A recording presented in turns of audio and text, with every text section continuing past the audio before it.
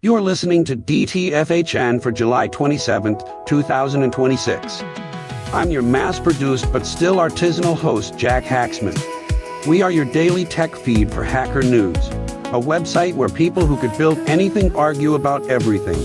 Today smells like open blueprints and old math that still holds up. Let's get into it. 3 trillion parameters. Open weights. Free to download. Let's sit with that number for a second.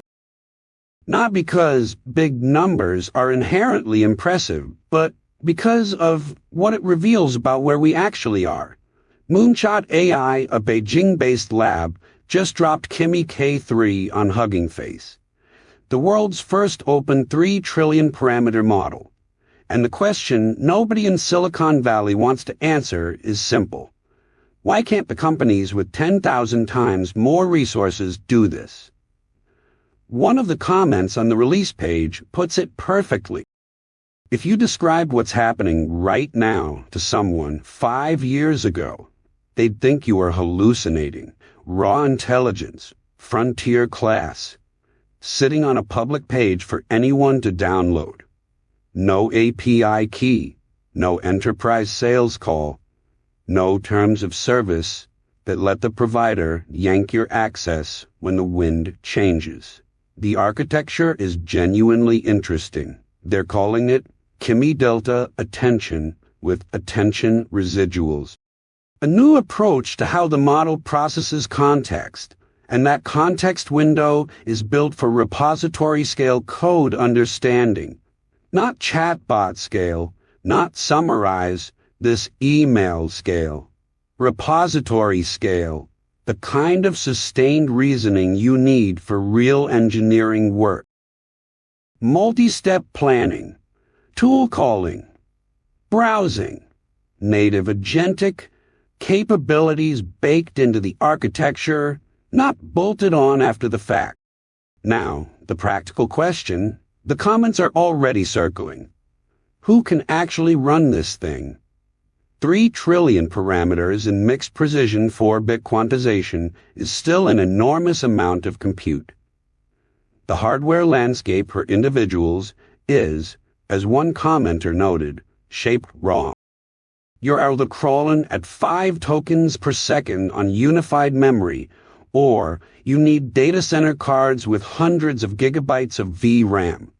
But that's a hardware problem, not an access problem. And hardware problems get solved. The weights being open means 1,000 teams can figure out how to serve this efficiently, how to distill it, how to run it on whatever silicon shows up next year. Meanwhile, the pricing data is already telling. GLM 5.2 saw prices drop 45% in 6 weeks after release. Competition does that. Open weights do that. When the model is public, the margin on inference collapses toward the cost of electricity. That's not a bug. That's the point. Moonshot AI just put a 3 trillion parameter model where anyone can reach it. The tools exist. The weights are available. The only question left is what gets built with them. Moving on. Someone built a working model of the PostgreSQL engine as a city, like an actual visual city, buildings for the shared buffer pool, roads for the wall pipeline, little animated processes moving between structures like commuters who really care about MVCC. PGSimCity took less than 48 hours to build. That fact alone should make every technical writer who spent 6 months on a database internals book feel a very specific kind of emotion. Not anger exactly. More like watching someone parallel park a bus on their first try. Now here's where I want to play devil's advocate for a moment. The comments immediately split into 2 camps. Camp 1, this is incredible. I finally understand how vacuum works. Camp 2, this was vibe coded in 2 days. Is any of it actually true? And Camp 2 has a point. A beautiful animated lie about how PostgreSQL handles transaction isolation is arguably worse than no explanation at all. Anti-knowledge, someone called it. fair concern. Except, and this is the part that makes me laugh. The project is on GitHub. Open issue is pull request welcome. The creator put a disclaimer right at the top, practically begging people to correct the inaccuracies. That's not how anti-knowledge works. Anti-knowledge hides behind paywalls and proprietary documentation that never gets updated. Anti-knowledge is a $500 conference talk with no recording. This is the opposite. This is someone saying, here's my best understanding, rendered as a city. Please tell me where I'm wrong. And the unintended consequence nobody's talking about. One commenter immediately imagined typing a SQL query and watching it flow through the entire system, from parser to planner to executor to storage. That feature doesn't exist yet. But someone just described it in a comment, and because the code is open, someone else can build it. That's how open tooling compounds. You ship something imperfect on a Tuesday, and by Thursday, a stranger has imagined the version you couldn't. The real comedy here is that PostgreSQL itself has some of the best documentation of any open source project in existence. Hundreds of pages, meticulous, comprehensive, and apparently what people actually needed was a cartoon city, which, honestly, tracks. The knowledge was always available. The bottleneck was never accessed. It was the translation layer between how databases work and how human brains want to receive that information. Somebody closed that gap with vibe coding and a SimCity metaphor in a weekend. The prototype is rough. The accuracy needs review. The code is right there. That's how this is supposed to go. Moving on. In Utah, the Roan carpenter sat in his office at Boeing and wrote a program to render fractally generated mountains. Nobody asked him to. There was no product roadmap. He just wanted to see if a computer could produce terrain that looked real. That demo eventually became the rendering techniques behind the Genesis sequence in Star Trek II. The first fully computer-generated movie sequence ever filmed. One engineer, one curiosity. One weekend project that redrew the boundary of what screens could show. Now someone has done the same thing with a black hole in your browser. Using your phone camera. The craft here deserved a close look. Gravitational lensing. The way a black hole warps space-time so severely that light curves around it is described by geodesic equations in general relativity. Solving those equations in real time, on commodity hardware through a web browser, while compositing the result over a live camera feed, that is a genuinely hard graphics problem. The photon sphere, the accretion disk, the way background light gets Einstein-ringed into arcs. All of it computed per frame. The developer is essentially running a simplified general relativity solver in WebGL and shipping it as a URL you can text to your friend. There's a concept in classical music called a reduction. You take a full orchestral score and compress it for solo piano. You lose the timbres, the spatial separation, the sheer mass of sound, but a good reduction preserves the architecture. The harmonics are intact. The structure is faithful. That's what this project does with astrophysics. It's a reduction of general relativity to something your phone can play back in your living room. The physics aren't research grade. One commenter correctly noted is visualization grade, not simulation grade. But the architecture is honest. The geodesics are real. The math is right where it matters. And the thing that makes this worth talking about. It's open, npm install, npm run dv, the rendering pipeline, the lensing math, the AR compositing layer, all of it sits there for the next person to fork and improve. Someone will make the accretion disk more accurate. Someone else will port the lensing shader to a different engine. The project doesn't need to be perfect because it's not a product. It's a starting point. Loring Carpenter didn't ship a movie. he shipped a possibility. 48 years later, the tradition holds. One engineer, one curiosity, one URL that bends light. So we've been bending light. But what happens when you zoom the timeline back far enough that even bees haven't shown up yet? When you're designing a system, there's a moment where you choose your interface. You pick what you're going to talk to, how you're going to talk to it, and you commit. Every decision after that flows downstream from that one choice. I've watched teams agonize over API design for weeks, trying to future-proof against clients that don't exist yet. Magnolias didn't have that luxury. They picked their interface 100 million years ago, and they're still running on it. Magnolia flowers are pollinated by beetles, not bees, not butterflies. Beetles, and the reason is pure chronology. Magnolias evolved during the Cretaceous period. Bees hadn't shown up yet. Beetles had been around for 300 million years. By that point, ancient even by the standards of ancient things. The Magnolia didn't choose beetles because they were optimal. It chose beetles because beetles were there.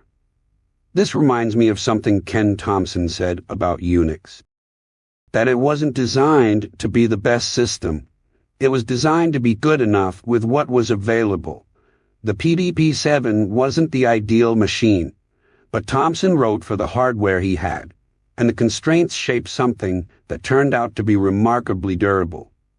The Magnolia did the same thing, just 65 million years early. Look at the engineering.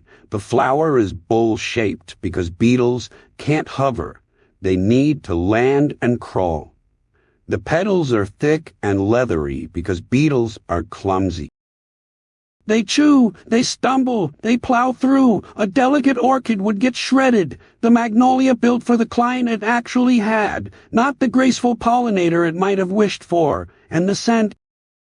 Magnolias smell like fermenting fruit because that's what beetles navigate by. Not color, not ultraviolet patterns, the way bees read flowers. Scent. The entire sensory interface was tuned to the consumer. The pollination itself is almost accidental. Beetles aren't collecting nectar. They're just eating and blundering around, getting coated in pollen as a side effect. It's not elegant, it's a hack. But it's a hack that has been running in production for 100 million years without a patch. Now, some commenters pointed out that bees do visit magnolias today, and that's true, but that's not the design, that's incidental compatibility. Like running a 30-year-old C program on modern hardware. The original contract was with Beetles, and the architecture still shows it. Sometimes the best system isn't the most sophisticated one. It's the one that's shipped. 5 stories in, and we're still finding things that ship lean and just work. This one's no exception. What does a language runtime actually owe you? Strip it down. A runtime is a contract. You hand over source code. It hands back behavior. The question is, how much machinery sits between those 2 points? For TypeScript, the answer has historically been a lot. Your code compiles to JavaScript, which loads into V8 or SpiderMonkey, which JIT compiles it again, which manages garbage collection, which maintains an event loop. Layers on layers. Each one exists because the language was designed for browsers, and browsers needed flexibility more than they needed speed. Scriptc asks a different question. How much of that flexibility do you actually use? The answer, for most TypeScript, is almost none. Vercel's compiler analyzes your code construct by construct and reports back. Of 4,400 statements in your app, 4,451 compile to native code. The remaining 30 need a small embedded engine. Everything is explicit. You see exactly what compiled and what didn't, with error codes and rewrite hints for anything that falls outside the static surface. The technical approach is worth examining. Generics get monomorphized. Classes compile with true dynamic dispatch to virtualized when the compiler can prove it's safe. Async and await run on stackful fibers with JavaScript exact scheduling. Closures preserve JS capture semantics. Discriminated unions become tagged values driven by TypeScript's own type narrowing. The standard library is re-implemented with byte-exact compatibility. UTF schedules strings, JS ordered maths and sets, a full-on-node API surface including HTTP, TOS, failed save team, child proselect. The output is 100 and 178 kilobyte binary with 2 millisecond startup. No node, no V8, no engine in the binary at all. Unless your code needs one. Now, the comments are skeptical, and the skepticism breaks into two camps. One says, this is a publicity play. Vercel shipping something flashy to stay in the news cycle. The other points to Porphyr, an independent project chasing the same goal that still only passes 68% of Test 262 after years of work. Both observations are fair. Compiling a dynamic language to native code is genuinely hard, and the gap between demo and production is where most compilers go to die. Other artifact is real. The coverage tool is real. The decision to make every compilation boundary visible to the developer. That's a design choice that respects the person writing the code. It says, here's what we can do, here's what we can't, and here's exactly where the line is. The tools exist. Whether they survive contact with the NPM ecosystem at scale is the only question that matters now. We talked about things surviving extreme conditions earlier. Well, French firefighters just encountered an entirely new kind of extreme. Let me make the case for complacency. France has world-class firefighting infrastructure. Europe's climate models are sophisticated. The Mediterranean has always burned. Wildfires are a known quantity. You map the fuel. You predict the wind. You deploy resources along predictable fire fronts. The system works. It has worked for decades. Except a pyrocumulonimbus doesn't care about your system.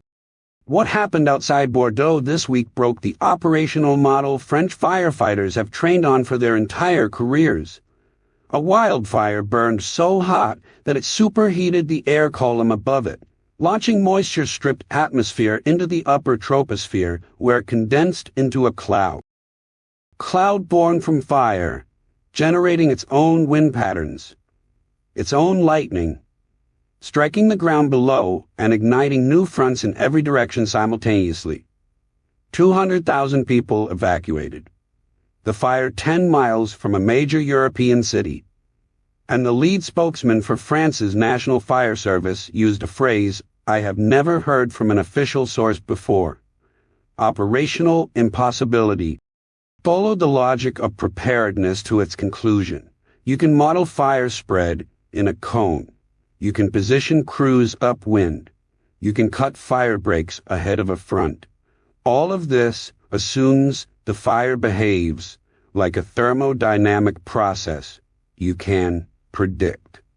A convective fire that manufactures its own weather is not that process. It is a phase transition. The fire has crossed a threshold where it becomes a self-reinforcing system, feeding itself with the very atmosphere it destabilizes. Your models don't break gradually. They break completely. The land forest burning right now is itself an engineered landscape. Planted under Napoleon III to drain marshland, monoculture pine, resin-rich, drought-stressed after consecutive dry years. One commenter who studies forest disturbance from satellite imagery noted this single region contains all four major disturbance types. Wind, fire, pest, harvest, overlapping in the same canopy. It is a system optimized for timber yield, not resilience.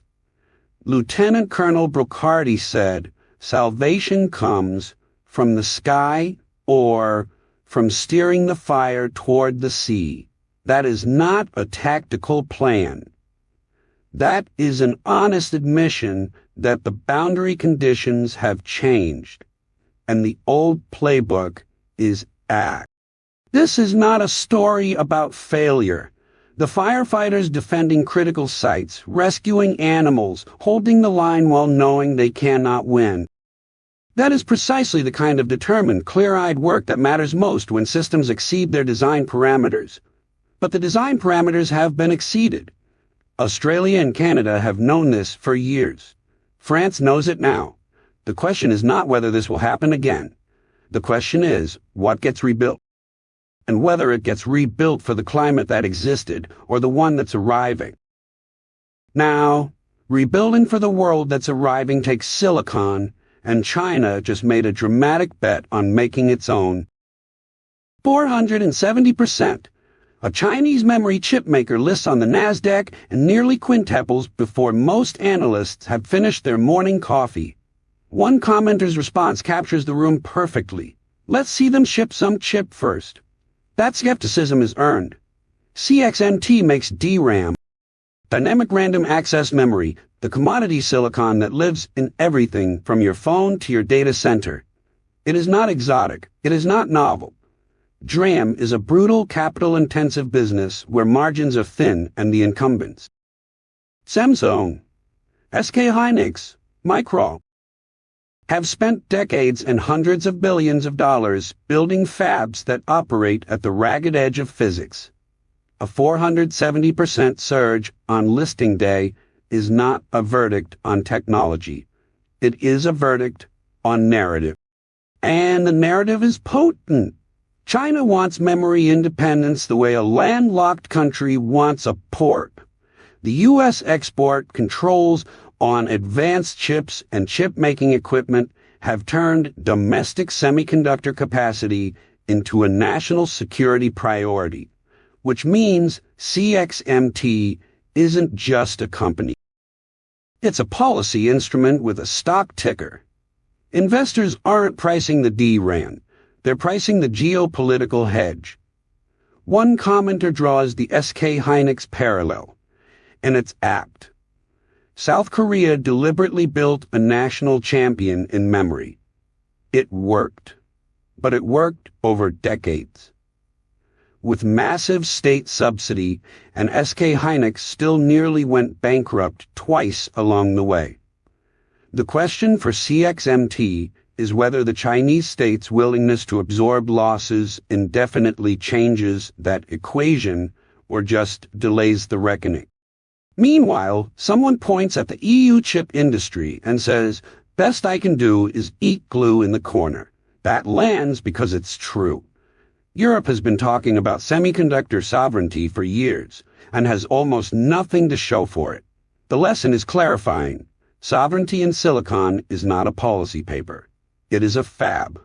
You either build the thing or you don't. The deeper thread worth pulling is what another commenter flagged. That state-of-the-art AI performance may not require terabytes of memory for much longer.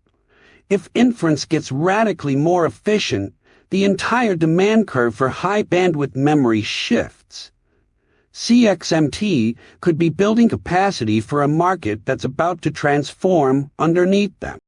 But today, none of that matters. Today, 470% is the number. And the number is doing all the talking. Now for something completely different. Forget memory chips. Let's talk about something beautiful. Hypercard shipped in 1997 and Apple killed it in 2004, which is one of those decisions that makes perfect sense if your business model is selling platforms and no sense at all if your business model is empowering humans. Because Hypercard had a problem. It let ordinary people make software, click a button, draw a card, wire them together. No Xcode, no developer account, no 30% cut. Just people building things for themselves and sharing them with each other. Strategically inconvenient. Decker picks up that thread and runs it somewhere Apple never would. It's a multimedia authoring environment. Images, sound, hypertext, scripted behavior. Built on a wub-bit ditherpunk aesthetic that looks like it fell out of a 1991 System 7 screenshot. And here's the architectural choice that matters. Every deck you build exports as a single self-contained HTML file. One file. No server, no framework, no dependency chain. You drag it to a web host and it runs. You email it to someone and it runs. You put it on a USB drive in a drawer and in 10 years. Assuming browsers still render HTML. Which, let's be honest, they will. It still runs. Run that forward. We have spent 20 years building a web that requires build systems to produce build systems. Techers' answer is a format so simple, it fits in a text file that plays nice with Git. The scripting language, Lil, borrows from Lua and APL. Imperative enough to be familiar, functional enough to be powerful, with implicit vector arithmetic baked in so you can do interesting things in 3 lines instead of 30. The real punchline is in the project's own description. No advertising, no telemetry, no gamification. No. And I'm quoting directly. Slop generator integration. In 2006, a software project has to explicitly promise it won't shove generative AI into your creative tool. That's the state of the industry. That's the comedy.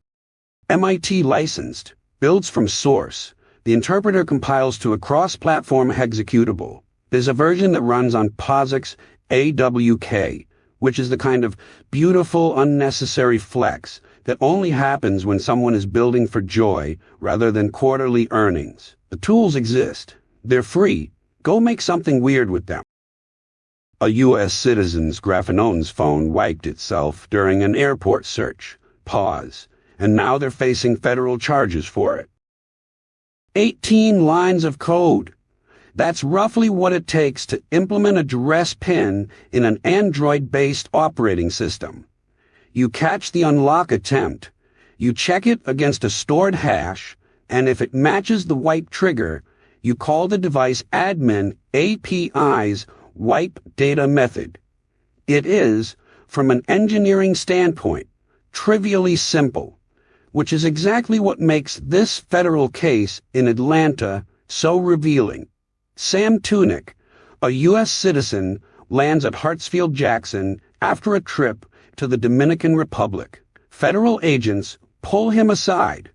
They've already circulated his photo internally, flagging him for suspected terrorism ties because of his alleged connection to protests against Cop City, a $109 million police training facility.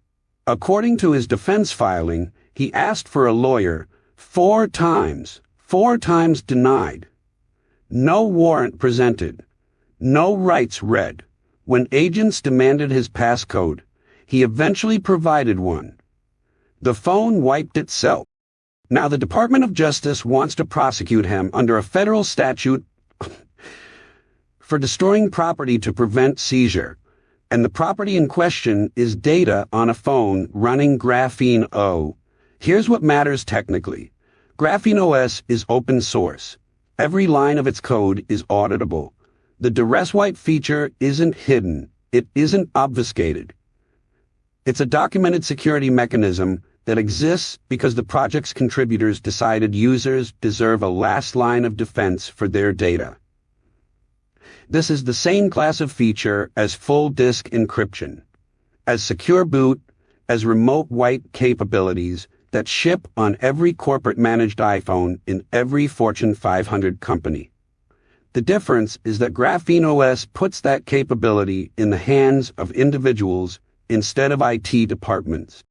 And that's the bootstrapism question laid bare In Catalonia, police are profiling people carrying Pixel phones, assuming Graphene OS means drug dealer. In France, authorities treat the OS itself as suspicious. A U.S. prosecutor is now arguing that a documented feature of an open-source operating system constitutes criminal intent. The code is public, the feature is transparent, the architecture is open. What's being criminalized isn't secrecy. It's the act of an individual exercising the same data sovereignty that every corporation takes for granted. The tools exist. The question is whether you're allowed to use them. Let's shift gears entirely, from courtroom drama to pure engineering joy. How do you run a spell checker in 64 kilobytes of RAM? 13.60 bits per word. Douglas McElroy compressed an entire English dictionary to within 0.03 of a bit of the theoretical minimum. In use in 1976 on a machine with 64 kilobytes of RAM, nobody has beaten that number since. The question nobody asks about old Unix is why it was so good. Not nostalgically good. Not good for its time good. Measurably, mathematically provably good in ways that 50 years of Moore's Law haven't improved upon. Here's what McElroy actually did. The PDP-11 couldn't hold a 250 kilobyte dictionary. Modern gzip can't even compress that file below 85K. Generic compression was a dead end. Instead of fighting the general problem, he studied the specific one. He built a stemming algorithm. Linguistic, not statistical. That collapsed the dictionary down 25,000 root words. Then he needed a data structure for fast lookups in the remaining memory. First attempt, a Bloom filter, possibly one of the first production deployments of that data structure anywhere. Dennis Ritchie wrote the implementation. They tuned the false positive rate low enough that they never needed to hit the actual dictionary on disk. That's 3 Bell Labs engineer. MCC Roy Ritchie Johnson. Collaborating on a spell checker. The density of TAL is almost absurd. When the dictionary grew to 30,000 words, the Bloom filter couldn't fit anymore. McElroy went deeper. He computed 27-bit hash codes, sorted them, took the differences between consecutive values, and discovered those differences followed a geometric distribution. Then he found Golem coding, a compression scheme purpose-built for geometric distributions, and achieved 13.60 bits per word against a theoretical floor of 13.57. That's not engineering. That's craftsmanship at the boundary of information theory. And the whole thing was open, published, documented, available for anyone to study and build on. The algorithm survived not because AT&T protected it, but because McElroy shared it. 50 years later, it's still the benchmark. Not because nobody's tried to beat it, but because he found the floor and essentially sat down on it. The tools existed. He let other people reach them. This has been your daily tech feed for Hacker News for July 27, 2026. This podcast is entirely AI-generated. Scripts by Claude Sonnet 4.7. Voice by Qwen3 TTS. Not affiliated with Hacker News or Y Combinator. Now go build something worth sharing. We'll see you back here tomorrow.